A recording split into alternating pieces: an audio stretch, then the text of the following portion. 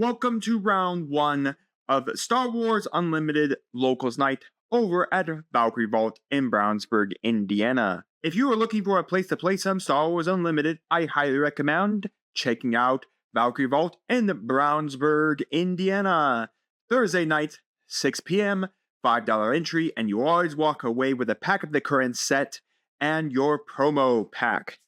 Well, on the second, I am bringing Qui-Gon Jinn Blue and playing against Cal Kestis Blue. A couple of LOF decks playing against each other, as well as in the same coloration, as well as we both have Cunning, Heroic, and Vigilance, as well as we both have Showcase Leaders. So talk about all of the fun for that.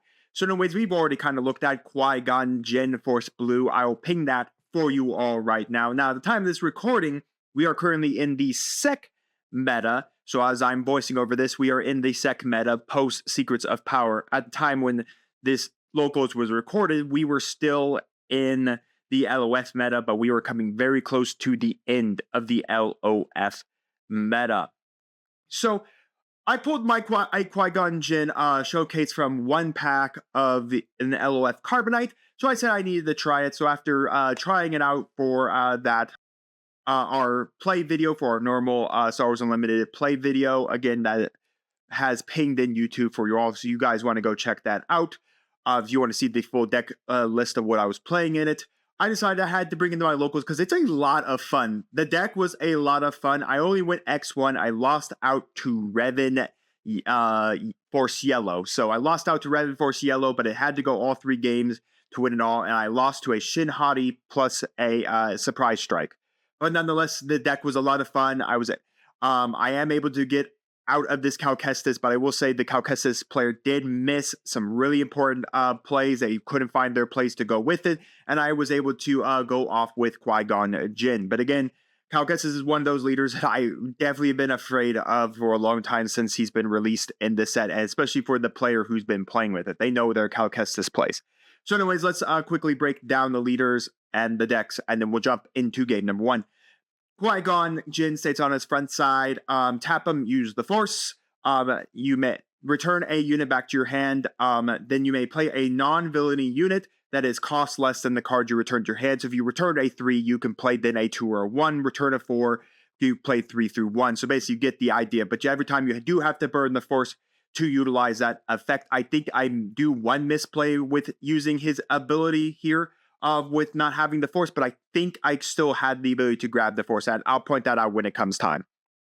As well as basically is just Cunning and Vigilance. You got all the good Cunning cards like Sneak Attack in here, Plo Koon, and you got all the good Vigilance stuff like we have you have Takedowns, we have Rivals Falls, we have Luke Skywalker's in here. A really good combination you could do in this deck is that you go Sneak Attack Luke Skywalker onto the battlefield.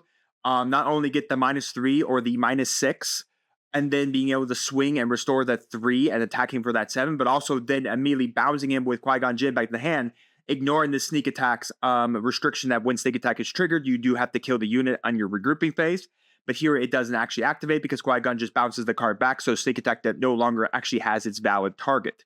So it's a really fun deck to be able to play with Sneak Attack, being able to Sneak Attack things into the board, and then swinging those things onto the battlefield, and then bouncing them back with Qui-Gon Jinn to play another unit. So this deck has a lot of recursive ability, and it has the ability to bounce bodies back at a constant rate, and then just reset those bodies. A lot of things I like to do is I believe we do it in one of these games, is that you could go Luke Skywalker, then bounce back Luke Skywalker, then play Anakin Skywalker, and then technically you could give something -9 with Luke Skywalker. I am playing 3 of Power of the Dark Side just so I can use Anakin's -6. So I can give something -3, -2 things -3, or give one thing -3 twice. So I am playing Power of the Dark Side in here, though I do have to pay it on a 5-cost turn rather than the 3-cost turn if I was a villainy.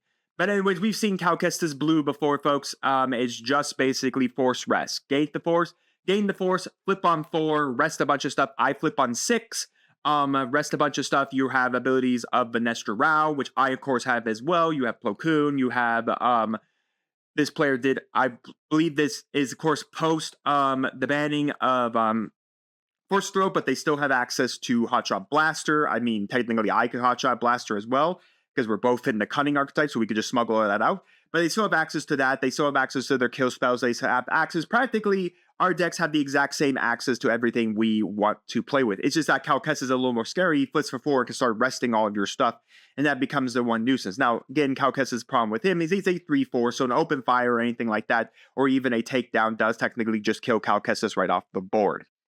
But the decks are basically the same. It's 2 force decks. One's more of a mid-range freeze deck style, where I'm more of a bring bodies, bounce bodies, beat you in the face with my ability to recur bodies. So anyways, with that said, let's see who will win it all. Again, I spoiled it already, and I do win it all here, as my losses in round 3. But nonetheless, let's see how well our 𝐂𝐿𝐶's player, even though they did miss those things, has to put up to my Qui-Gon Jinn. So anyways, here we go. 𝐂𝐿𝐶's is going to begin, and now we're going to go for the Secret of Sage. I'm going to go for a Secret of Sage as well, and then we're both going to draw 2. Basically, nothing else to really do. We just kind of, like I said, we are basically playing the exact similar strategies. I just have the use of sneak attack in mind, because I want to sneak attack because I can use Qui-Gon Jinn to bounce myself back. So anyways, we're going to attack, and then we're going to gain the force, because again, the base states whenever you attack with a friendly force unit, you gain the force. So we're both just going to swing out each other's base for 2 here, and then maybe we gain the force.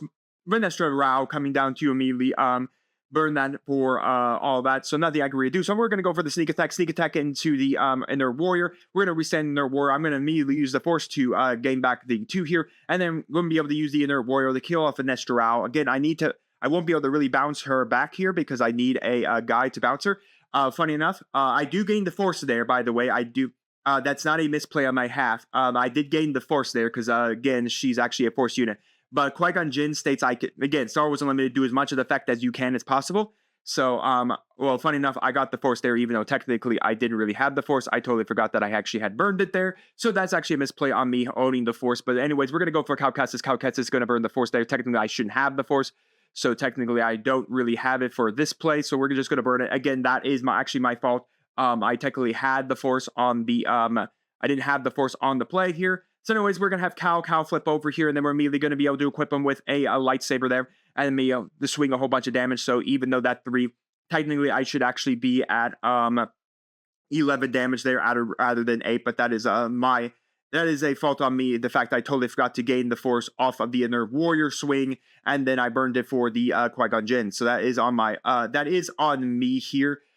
So nonetheless, that is on me as well, but still, I still have all the bodies. I still can do all that. The problem is that 𝐂𝐿𝐶 is a 7 body right now because he's getting a +3/+3 from that lightsaber here. So I could go Plo Koon, but the problem is Plo Koon really can't out it. So we're just going to go swing for the 4 damage there. I'm going to pop the shield and then be able to, of course, get the force, which again, I totally forget to get. So anyways, we're going to go for a surprise strike, and then we're swing there. Then we're going to rest off my Secret of Sage here. I did finally claim the force there, finally notifying that I have it. But anyways, we're able to go Plo Koon. We're going to ram into 𝐂𝐿𝐶, immediately killing Plo Koon off as well, because again, 𝐂𝐿𝐶 was dealing back 6 damage on the base there, right, because he's a 3/4.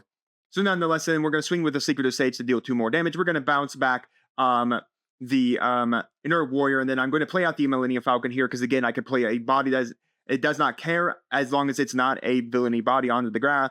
Out for that. So I'm mainly going to bounce bring out the Millennium Falcon free of charge off of the Qui-Gon Jinn. I'm not going to pay for the Millennium Falcon to stay up on the board state, but I have gotten rid of the 𝐂𝐿𝐶's, which is really nice. And again, now this turn I am able to flip for Qui-Gon Jinn. When Qui-Gon Jinn flips, I no longer have to burn the force to return a body back to my hand, which is pretty nice here. So that means I no longer have to burn the force. Anyways, we're going to go for the surprise strike here. As you can see, I'm just getting hit with the surprise strikes, which again, it's overly really nice of what it's supposed to do here. That is what the card is meant to do. Anyways, we're going to go for the Anakin to remove the other Secret of Sage here, just so I don't take another 2 to the face here. And we're going to go for a lightsaber under the Secret of Sage. Once again, the problem that we have here is that I do have a whole lot of issue with a lot of things. I do have a Bamboozle in hand, so I can discard a Cunning card if I want to ignore the aspect penalty. So I'm just kind of deciding if I want to do anything with good old Qui-Gon Jinn here, because I do have to deal with this Secret of Sage. I could sacrifice the Qui-Gon Jinn into the Secret of Sage. It is a lot big, and if I don't kill it off, the problem is I am going to die here to the Secret of Sage trigger. So I am going to flip the Qui-Gon Jinn here. I did decide to go the 2 damage onto the base. So we're going to go 4 damage on to that, we're going to spin back the Luke Skywalker back to hand, and we're immediately going to be able to put out the Inner Warrior, and I'm going to be able to burn for the Inner Warrior to heal the forward. The Inner Warrior should have a shield on it as well. It does come in shielded. I do get a Church, which is pretty nice as well. Again, we're both playing very similar decks, so I think they have Church as well. I just don't have a lot of things as well. As you can see there, they have the forces with me. Famous saying from Church there, which is going to be really nasty here, because not only do they get +2 experience tokens onto this as well, they do get another shield. So we are going to get 2 experience tokens. We're going to be swinging for 7. That is leaving me with 1 health point left on my base, which is very nasty on me, because there's no way for me to out that right now, other than basically praying to the Lord for everything. But anyways, I do have the Church, which is good. Funny enough, is able to remove faint enough to keep me alive just a little bit longer on the turn, because right now that's the only, none of my guys can actually kill that thing, because it has 2 shields on it. I could bamboozle to remove the lightsaber, because that's really be about it, but there's really not much else. Again, maybe I should have bamboozle, because again, bamboozle's effect states I could just pitch out a cunning card to basically keep face. So anyways, we're going to go for the Yaddle to come down here. Again, I am going to have to start controlling the board here. I only have the Church, and I need the Church to actually physically die to the to that. So we are just going to go pay for the normal cost of bamboozle. I'm just going to go for bamboozle to remove all of the upgrades under. Oh, right, yes. It just removes all the upgrades from everything, and then forces me to, and then it removes all the upgrades on that. So anyways, we're going to go for the kill off the Yaddle with the Qui-Gon. We're going to spin back the Inner Warrior back to hand. We, of course, claim the Force on this play, and then we're just bring out the Millennium Falcon again for free. Again, just super nice, the ability of what Qui-Gon Jinn can get you. If you can get everything going right on your side for Qui-Gon Jinn, you could get it as well. Now, again, I think maybe I should have been dead a while back if I had remembered that the Inner War that I burnt the Force to bounce back the Inner Warrior here. And all that. So anyways, I'm going to bounce the Falcon back to hand. I'm not going to be, I'm not going to pay for its one of. I've been mostly just using the Falcon to bounce it back, basically bounce it back to hand. So I'm not going to decide to resource this turn. I'm going to keep what I got right now in hand. Again, I do 100% say that I have cheated out. I should actually have 3 damage points on my base. So technically I should be dead here. I should have lost actually game 1 here, and we should have been forcing a game 3 stand. Anyways, we're just going to swing again. I'm going to go for Power of the Dark Side, immediately removing that by paying the 5, giving me Anakin's ability to give -6 to something on the board. Now we have a Church as well, and lucky enough, our opponent does not have the Force, just the Force here, so they won't be able to use the Church Force Sense or anything like that. Again, they're also missing a Hot Shot Blasters, which would have killed me 100% there. Cal Kestis with a Hot Shot Blaster is a nasty thing to deal with. I don't really have much I could really do. I could pay 2 here, so we're just going to swing into the Church.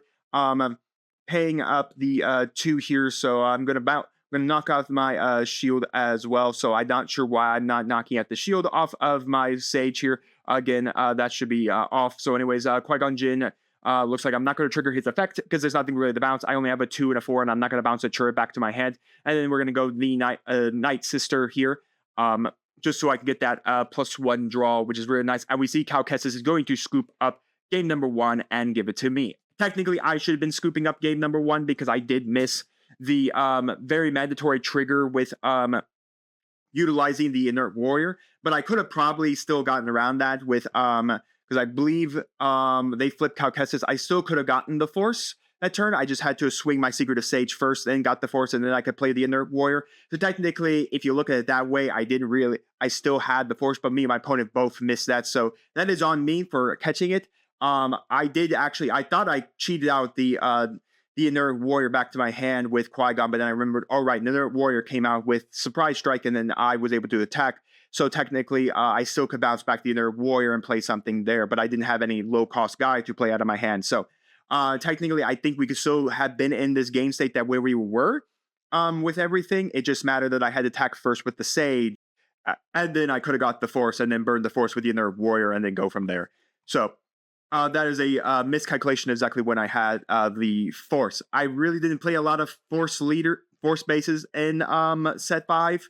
So that's kind of on me for missing that. Again, me and my opponent both missed it. So nonetheless, it's time to go to game number 2. Here we go, folks, for game number 2. Cal Kestis will be starting it off as they finish up their resources. We're going to see an immediate play for Yaddle. I'm going to go for a Youngling Padawan to immediately claim the Force. Really good thing there about that card is that you can immediately burn the Force instantaneously, especially if you don't get a Force unit or your opponent has a way to remove your force unit before you get to gain the force or anything like that. So it's pretty nice. So anyways, I'm going to go for paying the 2 and hitting the base with the Padawan. I think my better play should have been go Vanestra Rao, burn the force, and then play then gain out the force that way. I think that would have honestly been the better play now thinking about it, because then I could have restood Vanestra Rao. I had a body that I could play. So anyways, we're going to go for Ahsoka effect to pitch my opponent 1 card out of their hand. So they're going to go for a Spark of Rebellion, and then I'm going to be able to then swing. I do have the force here to retake it, but again, I think I messed up my plays. I should have probably done Vanestra Rao there, just restanding Vanestra Rao and then punching over something. We're just going to burn the force here as well. So remember, that is their play for the turn. So anyways, I'm just going to bring out Vanestra Rao off of that. Again, maybe it would have been better for me to have actually just gone the Vanestra Rao, because I would have forced my opponent to do something. So I could have gone Vanestra Rao for the turn, burning the force, and then that would have brought me 2 force units standing. So even if they swung Yaddle and then used Cal Kestis, I could still gain back the force one way or another. And that would have been a little better of a play there, instead of what I kind of did there with the Ahsoka kind of burning the surprise strike for nothing. So anyways, we're going to go for, again, a Ahsoka there, and then that's going to pitch out a Waylay. When played, you can play cards from your opponent.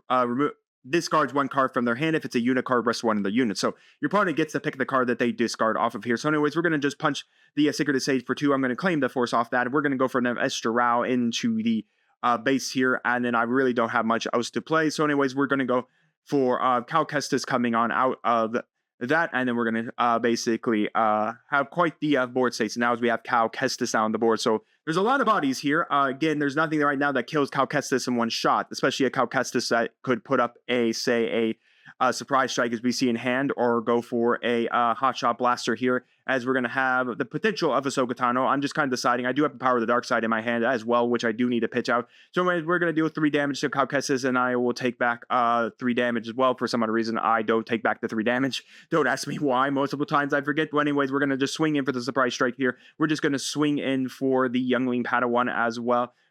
And then we're going to, rest the Youngling Padawan thanks to Cal Kestis. I'm going to kill off the Secretive Sage with Vanestra Rao here, and then we're immediately going to go for 5. We're going to go for Power of the Dark Side. My opponent does get to choose. They're going to kill off the Yaddle, then swing in another 2 here, and then I did finally put my damage points on, I still haven't put damage on Ahsoka. I have damage counters everywhere else. I just don't have damage on Ahsoka Tano. My video mark going to realize it too. Oh man, this one's botched, folks. This one's botched. First I'm cheating in game 1, and now I'm cheating without even putting my damage counters on my body.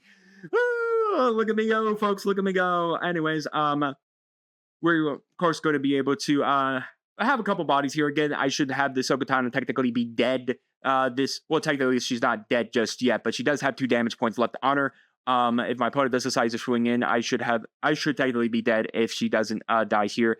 Anyways, we're going to decide what I kind of want to do. I can sneak attack in I can sneak and attack in one of my guys. So anyways, we're just going to knock out the Cal Kestis here with the Youngling Padawan. We're going to swing in 2 damage off of under the base. Basically, I only have 2 damage left. We're going to go for Surprise Strike. We're going to go for the 4. We're going to go for Luke Skywalker. We're going to give the -6 there to a unit, because again, I reduce my cost by 3 and then pay the 4 for the Luke Skywalker. Plo Koon to kill off Vanestra Rao there.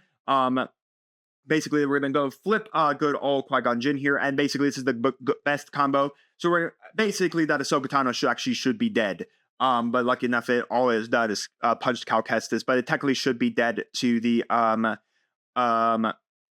Secretive Sage. As I swing Luke into the base, I'm going to knock out the Secretive Sage. I'm going to bounce back the Luke back to hand, and then I'm going to bounce into the Anakin, and then I'm going to pass again. That Ahsoka Tano actually should be technically dead, but I think at this point right now, the way my opponent's board state is, I don't think even if that Ahsoka was dead, I don't think the game state would be in anywhere good. As you can see, just the value of the ability of like bouncing back the Luke Skywalker back to hand is really nice. Being able to like surprise strike out the Luke to give something -6, and then being able to bounce him back to melee to hand so that you can use his effect. So we're going to rest a guy. We're going to just rest the Ahsoka Tano. So basically, even though my Ahsoka should be dead, it's still not doing anything to my opponent's base. It's just been punching bodies. Anyways, we're going to swing 5 at the base. We're going to then swing 4 at the base. If I do bounce back the Ahsoka Tano, except I don't think I have anything to really bounce. So anyways, we're going to go for the Youngling Padawan. I'm just going to go for a Depa to remove the Youngling Padawan off of the board here. Again, I'm just trying to control out the board. There's nothing really my opponent can do. I mean, I now have a 5, a non-existent, should not be non-existent Ahsoka Tano on the board. I do have the Luke Skywalker still in hand. I do have the Obi-Wan. And again, what's really good about Qui-Gon is any of these damaged objects can be bounced back to the hand for free of cost. I don't have to play a body that's less than the cost of the guy I summoned. So meaning that all these bodies are pretty much safe. As you can see, I've survived almost being killed by multiple surprise strikes because, again, my opponent didn't find any of the hotshot blasters, which would have been even more lethal to me than a hotshot blaster, then plus a surprise strike for following turn. As we see just a scoop up from the 𝐂𝐻𝑆 player, basically there really was no way they could win it out. Even though the Ahsoka Tano should have been definitely out killed on the board when they swung over that Secret of Sage, the fact of the matter is that, you know, I still basically was still having more body. I had 7 resources to play down at Luke Skywalker. I could go Chirrut. I could do another Power of the Dark Side. I mean, I could do all of that. I could even bounce one of my bodies. Like, I could bounce back the Depa Laba back to my hand, or the Anakin back to my hand, and then play Chirrut out for free as well. So it's a really fun deck, folks. It's a really fun deck. If it can go off, Qui-Gon Jinns is just dangerous for its value, because the ability to bounce your stuff back to your hand, constantly recycling those cards like Anakin's and Luke's to be such a nuisance, and recycling all the damaged cards on your field on your board is very damaging as well. Like the Depa, being able to cycle back the Depa, so playing the Luke and then cycling back the Luke back to hand to get back the Depa, and then playing the Depa to then ambush again is pretty nasty, 100%.